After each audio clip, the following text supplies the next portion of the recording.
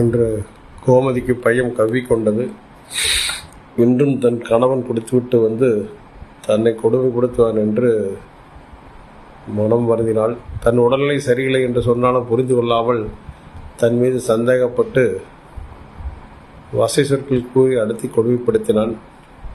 இப்படியே போய்கொண்டிருக்கையில் ஒரு நாள் குடித்துவிட்டு வண்டி ஓட்டி வரும்போது விபத்துக்குள்ளாகி ஹாஸ்பிட்டல் செய்திருப்பதாக போன் வந்தது.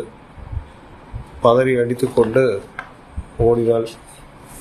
அங்கே போய் பார்த்ததுக்கப்புறம் தான் அவளுக்கு கொஞ்சம் நிம்மதி பிறந்தது.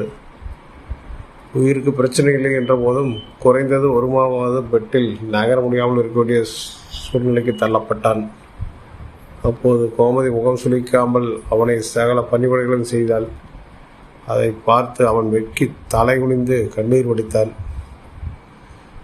அல்ப ஆசைக்காக தாம் மிருகமாகி மாறி அவளை கொடுமைப்படுத்தி எண்ணி அவமானத்தில் கூனி குறுகினான்.